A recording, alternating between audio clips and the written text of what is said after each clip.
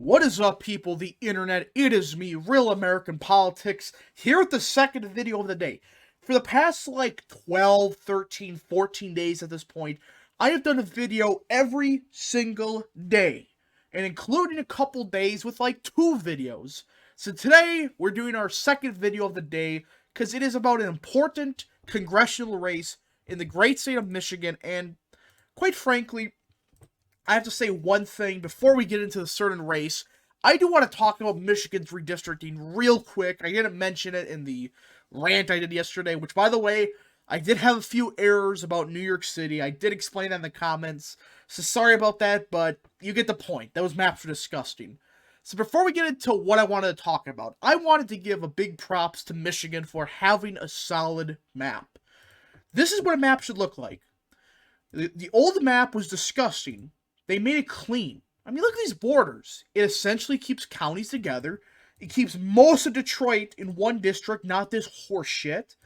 And it is just clean on the eyes. And while I wish that they did keep Michigan's third, a bit more, Republican, it is fine because they did make Michigan's, I think that's fifth. Yeah, where did they fifth go? Where did it go? Anyways, you get the point that they did make it more fair, less of this gerrymandered crap, and it is a good map.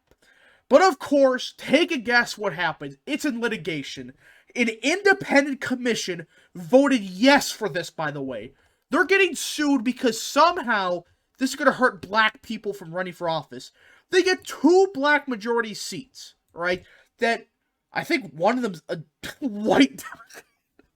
I can make a joke about this, but seriously, we're doing this horse shit again? You get 2 majority black seats, and a lot of these other seats have a substantial amount of the black vote. And of course, you're getting sued by some Democrat shills. I mean, it's a scam. I mean, this is a fair map that is balanced. But I wanted to talk about one specific district. Michigan's 10th. Big news out of this seat just 2-3 days ago. John James, the man himself, has officially announced his candidacy for the great state of Michigan's 10th. And I know some people are going to be mad about him because, well, you see here, he actually lost 2 elections. It's like, no, shut up. This guy is a solid Republican. I mean, John James on the issues, solid, all right? Solid on abortion, solid on everything. I mean, he's a solid Republican. And quite frankly, he is a good issue, all right? He's good on the issues. He's good on trade.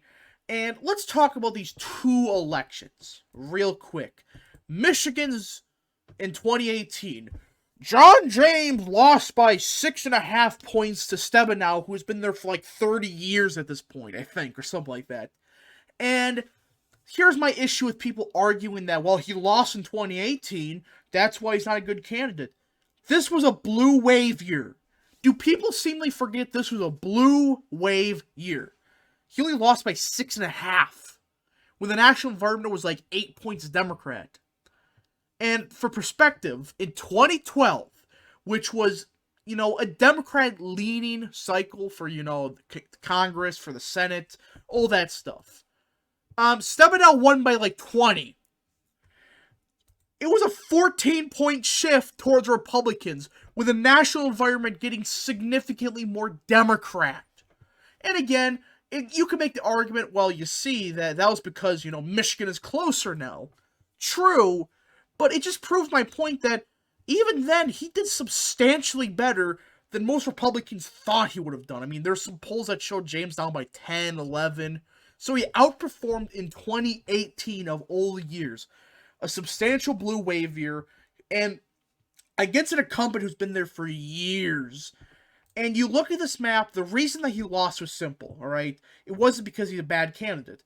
Just the Orange Man base, the Orange Man bad crowd, all right? They showed up in droves.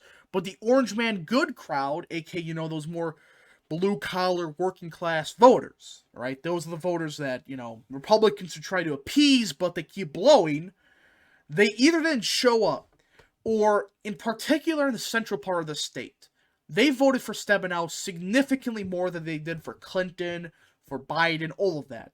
And because these are, longtime Democrats, they still voted, and some still do, vote Democrat. And that's what the central part of the state is. There's a lot of working class Democrats here. I mean, you look at Saginaw, you look at Midland, you look at Bay. These are counties that Trump substantially did better than James in. Not because he's a bad candidate, but because turnout was not there for Republican working class voters.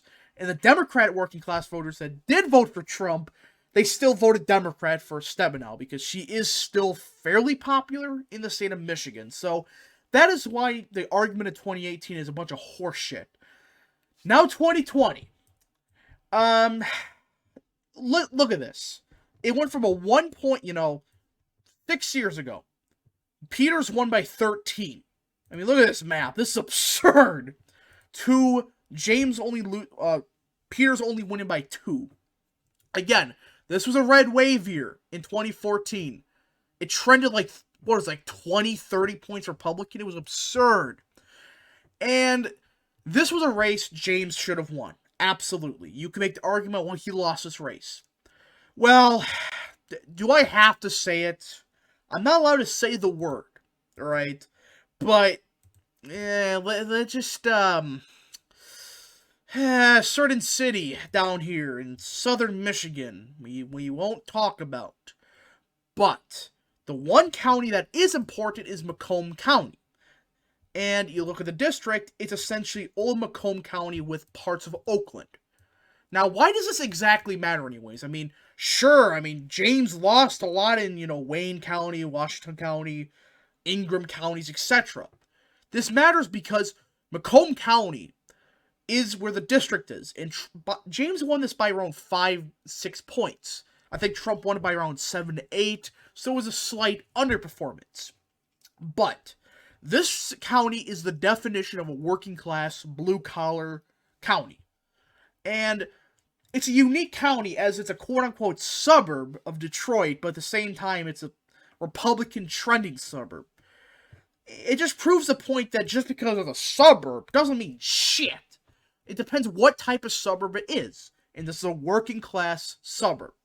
And James won here by 5-6. Even with all the shit that happened here, we could say some interesting things about Detroit, some interesting things about Lansing, and even Grand Rapids. We won't even start with that. But even with all of that, he still won this county by 5-6 points. And he overperformed Trump in a place like Oakland, another part of the district. So it is already an R+6 seat. When you include even the results from 2018, the results from 2020, it already starts at R+6 district with somebody like John James, who is solid on the issues, who can appeal to both the more Trumpian base, but at the same time, appeal to the more working, more establishmentarian Republicans. He doesn't need to do both. It's more so just appeal to the Trumpian base, because it's only Macomb County. And this is why I think John James is the best candidate. It is an open seat, it's an R+6 district, it's a district that is trending Republican, and it's the base that is where Trump's base lives. Working class voters. And that's why I believe that John James running is a perfect solution. I do fully endorse him for Michigan's 10th race. I don't believe there's any real challengers as of now. Again, if there's any real primary challengers, let me know in the comments down below. But anyways, I hope you enjoyed this quickish video on John James running. If you did, smash the like button down below, subscribe, share with your friends, hit the little bell, and yes, thank you guys for watching, and we'll see you guys in the next video. Godspeed to all of you.